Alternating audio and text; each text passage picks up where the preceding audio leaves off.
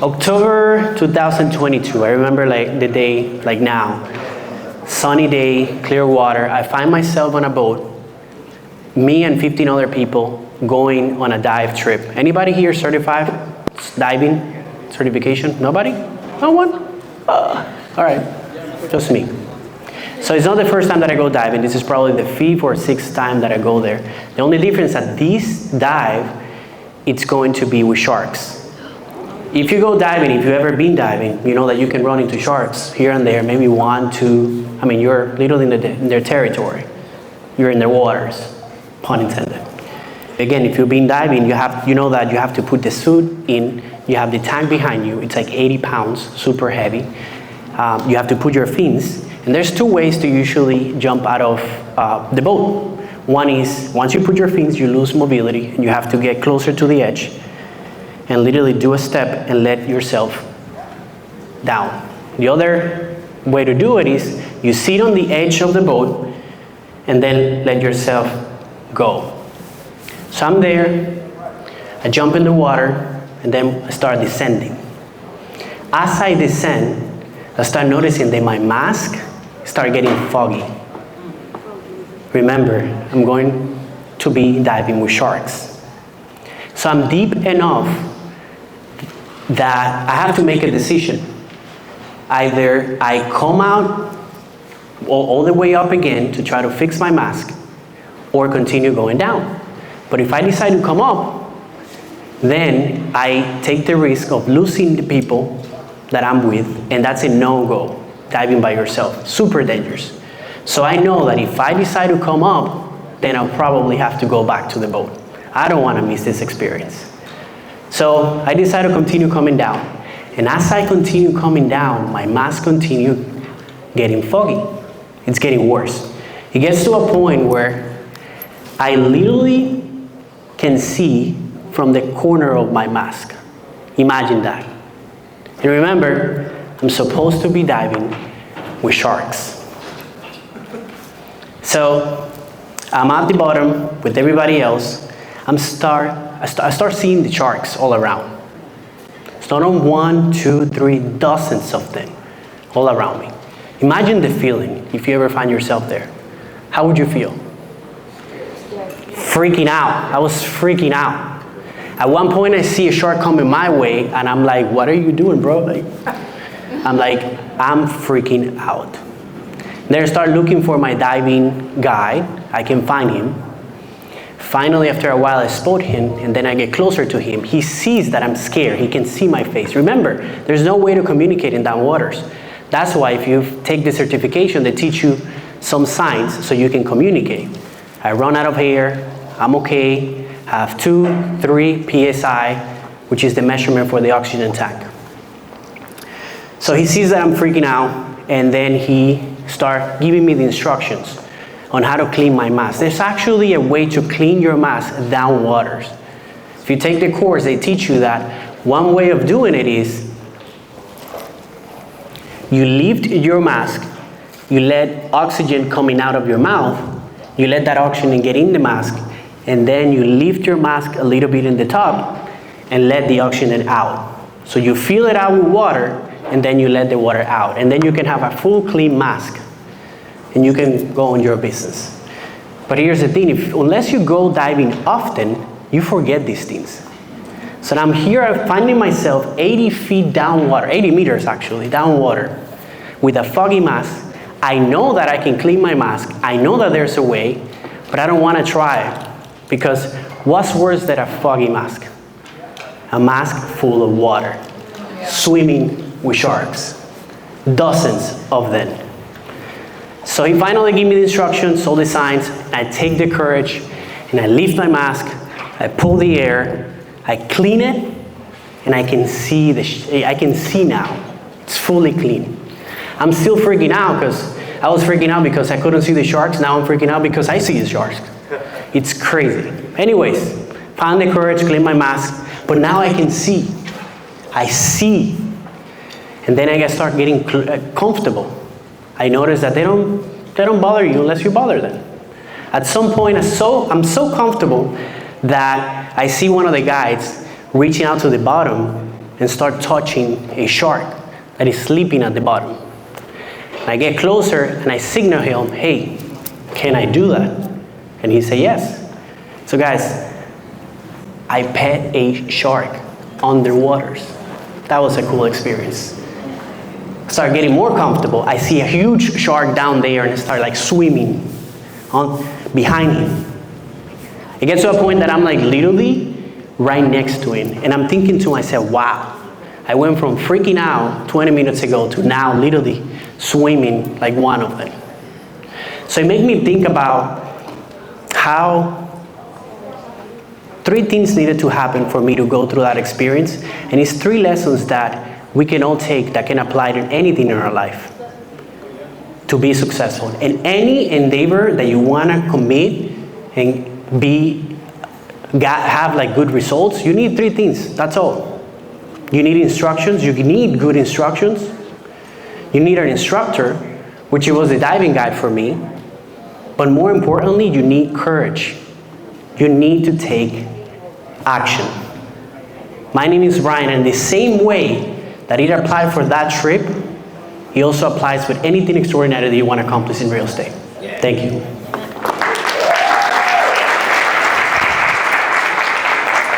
That is what we call, in public speaking, a mini prepared speech. Now, I want to make this as interactive as possible, and I want you to tell me your thoughts about this mini speech that I gave. Whatever you think about. Any thoughts? Captivating. Captivating, okay, thank you. Interesting. Risky. Risky. Why get risky? I'm curious. Okay, the story that I tell was risky. Ashley, what were you going to say? Oh, I said you were working the room. Working the room? Relatable. Relatable. Okay. Perfect, thank you. Good stuff. What comes to mind when you hear the words public speaking? Toastmasters, good. Community? Fear. Okay. Preparation. Okay, you're speaking today, so hope you're prepared. So what is truly public speaking? This is the definition. It's the act or process of making speeches in public, or the art of effective oral communication with others. Mind you, do you see any in that definition that says the amount of people? No. Public speaking is literally speaking to one person or 10 people, hundreds, thousands, an audience. It could be one or it could be many. That is public speaking. It's literally speaking in public. So why do I come here and speak about public speaking when I'm talking to realtors and talking about prospecting and luxury market and all of that? Well, there's a lot of value in this that I discovered myself. So why is it important for us real estate agents to dive into this? One of the benefits is build credibility and authority. The more you get to share to the public, it could be a social setting, it could be social media, it could be in a setting like this. It builds credibility to your brand and authority. It makes people think, even if you are or not, makes people think that you're an expert in your area. It boosts your confidence, allows you to grow your confidence and be more open about what you do. Open doors to collaboration. We Realtor connect with everybody, with vendors that can help grow our business all the time. Expand your network. It's great to have the one-on-one, but in a setting like this, I'm reaching one too many. I'm sure that out of this conversation, I'm gonna get something from you. You're gonna get something from me. We're probably gonna do business together. Maybe you're gonna join me on a mission trip to Guatemala. Maybe you're gonna wake up at 5 a.m. and pray with me, Bethany, Lisa, and Summer. You're gonna get something from me because we're gonna build a relationship from this one forward. It creates marketing opportunities. You can sharpen communication skills. Those things and even more can help you with your profession. Social media is no longer social, guys. It's just media. Maybe 10, 20 years ago, social media was social media, where we share stuff about ourselves, our family. Now I think we can all agree that we can sell, and there's people that literally have their businesses just there. It's no longer social. So what I'm going to that is that us realtors, and a lot of us do, and a lot of you, I know that you do, sell your services only through social media, yes or no? So seriously, but why? Social media gets you the attention, but public speaking builds authority. You can either entertain with your post, or you can impact with your message. You gotta build authority through public speaking. It's the only way that you can create your message. Developing leadership skills. Good speakers are good leaders. Most of the great leaders in human history were also great public speakers. Think about Martin Luther King, a great speaker with a great message that impacts so many lives. Think about Hitler, a great speaker that used his talent for the wrong reasons, yes or no? But we can all agree that he influenced a lot of people to do a lot of bad stuff. As a good leader, you will be given more opportunities in social settings, your career, and aspects of your life. Who here believe that? Listen to this. This is interesting. People's number one fear is public speaking. And the second fear to the average person is death. So that means if we put it in perspective, let's say that this is a funeral right now. We're in a funeral and there's a casket right here. So what that means is that most people rather be on the casket than giving the eulogy. Think about that. How crazy is that? That's how fearful people are in public speaking. My question to you is, why do you think that people fear public speaking? Judgment? Confidence? Lack of confidence. Okay. What else? Lack of knowledge. Lack of knowledge. Great. Preparation. Lack of preparation. Attention. Okay, perfect. Those are valid reasons. But if we have to summarize it to one word, it will be insecurity. We're insecure. All of us were insecure. We have insecurities that we have built. It displays. That's why we're fearful. Now, what is the opposite of insecurity? Can you say it with confidence? Self-confidence. Self-confidence, okay. There you go, confidence. So, listen to this. People think that confidence comes from receiving a lot of external validation and recognition for your looks, your strength, or gift. But in truth, confidence is a natural byproduct of accepting yourself to the deepest level. Would you agree with that? Okay, so I'm gonna give you a couple of things to consider if you ever plan to get better or consider the path of getting to be a good public speaker. First thing, you probably heard this before. 70% of communication is body language. Have you heard that before? 70%. 70%, that's a lot. Doesn't matter what you say, it's the way that you display the information. Think about that. The content of the speech, obviously, if you're gonna be speaking to a public, whatever you say has to be of value to the person that you speak. So those are things. I'm giving you things to consider whenever you're talking to a public. Grammar.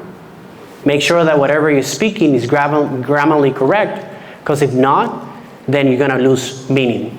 Then this is an interesting one. Work on your crutch words. What is crutch words? Are those words and phrases that people use out of habit when you're trying, when they're thinking, nervous, and unsure what to say. Have you heard of people that always talk with like, you know, we all do it. That distracts a lot your engagement. It makes you look that you have lack of confidence. It's speech time. Imagine that I were to speak here for 3 hours about public speaking. I can actually speak about public speaking for 3 hours, but it would bore you, right? There's a certain level of time that where you get distracted. That happens. So I want to put you on the spot. I know that I don't have much time, but I want. Okay, perfect. Awesome. I'm going to put some people on the spot here. So I want to, again, I said I want to make this as interactive as possible. I'm going to give you a taste of the exercises that I do to practice public speaking. I want to volunteer to come up here and do a mini speech for me. The way that I like to do this is literally pick a random person. But I don't want to, it's number one, people's fear. I don't want to create a heart attack here. But I want somebody that maybe doesn't have a lot of experience speaking, but you know that you're kind of afraid to do it. And I'm gonna put you here to speak for 2 minutes. I'm gonna ask a random question, and I want you to speak whatever you comes to mind, whatever you wanna say for 2 minutes. Is it about real estate? Whatever you want from the question that I ask you. But you don't know the question yet. So I need 2 helpers. Who wants to help me? All right, so you're gonna be my timer. 2 minutes. So you have here, each space, 1 minute, 1:30, and 2 minutes, and then end. So the person that I call needs to speak here for at least 1 minute. And you're gonna time it. You're gonna flip the card every time that they reach that time. Does that make sense? So I start at 2? You're gonna start the timer. Once they reach 1 minute, you lift that up. Once they reach 1:30, you lift that up. 2 minutes, you lift it up. And then they have 30 seconds to wrap it up. Got it. But you're gonna time it. Good? Perfect. And then I have another helper. Who can help me here? All right, volunteer somebody. You're gonna be my counter. The crunch words on, so, least, max, like, other. You're gonna count those for the person that comes here. So can I pick anybody here? Oh my God, I can see your faces now. People sweating already. I think we should pick the latest person. All right, I won't call out anybody randomly. I want somebody to volunteer. Rafael, come here. Give it up for Rafael. It takes courage, and this guy. All right, get up there. You got this. Walking with confidence. That's good. Go ahead. Take the mic. So the question is, if I give you unlimited amount of money, unlimited amount of money not being an issue, time not being an issue, where would you go and why? Time starts now. Repeat that again? Time is not an issue, money is not an issue, and you can travel anywhere in the world. Where would you go and why? 2 minutes, time start now. I would go to Alaska. Something that I was going to do, and actually walk across the country, and actually, make a tent, live from it, and try to live from the surroundings. That's something that I was having in mind. So I'm actually going to do it in November. You gotta keep talking. You gotta keep going. You got 2 minutes.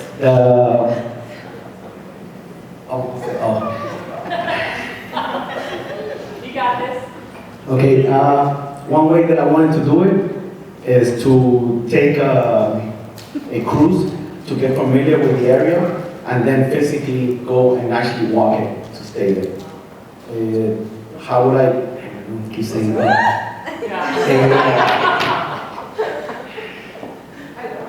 Okay. I'm trying to. What do you want to eat? Well, actually try to get people to go with me, I guess, because I never like to be alone. And learn about eating the food, cooking it outside, getting familiar with that. Obviously, getting prepared to be out there, due to the weather. You gotta spend some time on the beach.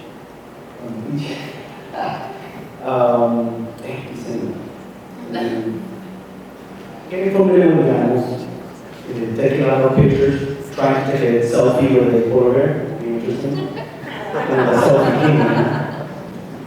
But just building up to that will be the challenge, I believe. Awesome, thank you. Give it up for Rafael. That was awesome. All right, thoughts. What do you think about his speech?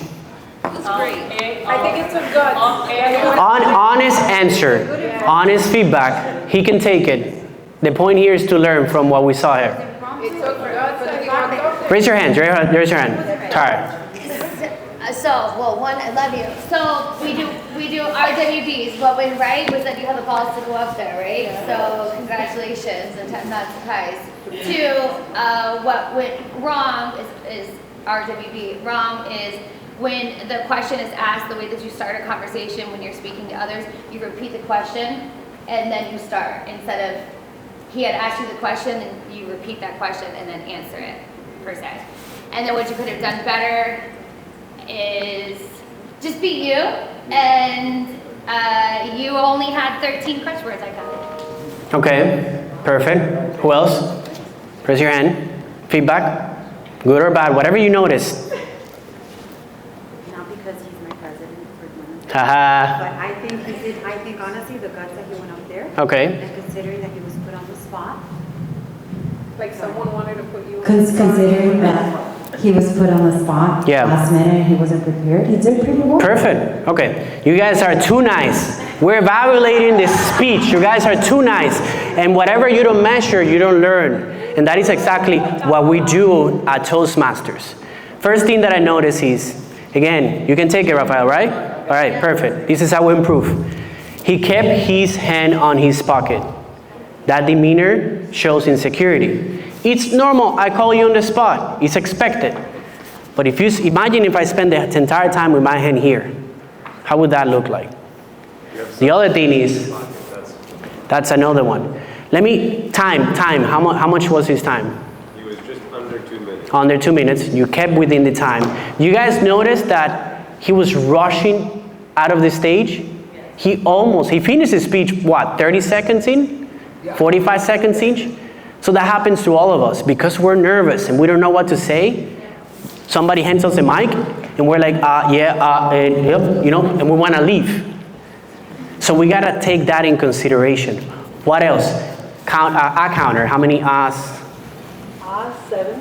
7. Comes 6. 6. And 4 others because he did actually, literally, you know. Perfect. Those are fillers. Those are crutch words. Unnecessary words between sentences that they don't add any meaning to it. 7, 6. There's a lot of them. And the meetings that I'm part of, that Tara mentioned at Toastmasters, that's one thing that we practice. They literally have a bell and they ring it every time that you said one of those words unnecessarily. So you practice it so much that it becomes second nature. It gets to a point after a while that I was counting the likes and the ons of my wife. She having a conversation with me. I'm like second nature. It's like 7, 8, 9, 10. You just count it. So the more you're aware, the less you do it, the better your speech. Do we have time with somebody for one more? You want to do one more? I want to do one more. You guys want to do one more? Yeah, if the crowd wants to do one more, we'll do one more. Okay, we'll do one more. All right. Can I call anybody random? Yeah. All right. Ashley, come here. Yes. Give it up for Ashley. All right. The question is, if I go to your house with whatever you have in your fridge, what would you cook for me? Time starts now. I would definitely do a really nice barbecue with some corn and sweet potatoes, some specialty. Do you want me to tell you how to do it? I don't know. Okay, so I will prepare the steak, season it. Sazon completa, you know, the best. You're in a Cuban household, so you're gonna get a bunch of seasoning all over. I will turn on the barbecue. Okay, so yeah, we season it, turn on the barbecue, you know. You want some wine, red, white? I got a nice bar full of stuff. Or liquor, whatever you want, you know. Music. Some good music playing. You want house, EDM, deep, Latin. You know, we got all the choices. How are you going to set the table? I will set the table. Oh, I don't know, is there a theme going on? You know, pick a theme, it's Cinco de Mayo. Oh my gosh, I didn't come on the spot. Oh. Yeah, I think that's it. All right, perfect. Thank you. That looks like a nice dinner. Thank you. All right, feedback for Ashley. So many ums. I already know. Haha, you see? You start counting yourself. Feedback. What do you guys think? You should use natural garlic and onions. All right. Yeah. Good feedback. Wait, but the content, that's content. Because she was nervous, obviously I call her on the spot, she just starts saying stuff. She probably doesn't have all these ingredients at home. Oh, maybe you do, okay. But that's part of it. What else? Kind of like exactly what Tara said about Rafa is before you answer the question, just repeat it. Yeah, that's a way of slowing yourself down and also understand what they're asking. What else? I think even though she was probably a little bit nervous or wasn't quite sure, she had great energy. Yeah, for sure. There you go. She was able to turn it into something else and Yes. portray the message of what she had to do. Do you notice you start feeling more comfortable and joking about it and stuff? Now, I don't know if you guys noticed in both cases, Raphael and Ashley, some of you were helping, asking questions, right? Because you identify yourself in the person in front of you and you know how fearful you will be in that position that it's like, oh, I gotta help. That's how fearful we are with public speaking. And for me, it was 1 year, and I tell you, I wrap it up with this. Can I come back on my slide? Where is the thing? Can you come back? Yeah, there's no slide. No slide? Okay, perfect. So, 2022, that's when I decided to make the decision to do and go better on public speaking. Can you read the back of my necklace? The fears you don't face become your limits. I was gifted this actually in 2022. The fears that you don't face become your limits. I told myself in the slide that I wanted to show you in 2022 that's when I made 20 under 40 for this association. And I was put on the spot. Kevin, I remember Kevin asking, do you want to participate in a panel? And I was like, you know what, let me do it. I mean, that year I made 22 million in volume. I closed 60 something transactions. I killed it. I made 20 under 40. And I was on that panel, I was the first one to speak. I had a whole speech prepared. When I grabbed that mic, somebody recorded to me, sent it to me thinking that, they was helping me. Maybe you can post it on social media. I didn't want to look at that video. That's what happened. So you can be great at what you do. And there's a lot of top producers in this room. There's a lot of people that are great at what they do. But public speaking is a completely different skill that if you study, I guarantee you, it can add a lot of value to your business. John Maxwell said it better. You have to get over yourself. You have to find yourself so you know yourself, so you can be yourself, so you can improve yourself, so you can get over yourself and you can give yourself to others. Thank you. Thank you so much, Brian. What a great presentation, and I truly believe that Brian deserves another round of applause. So, in addition to being a top 20 and a 40, Brian is a real estate agent, an investor, and a coach, and has sold over 400 homes and 100 million in sales.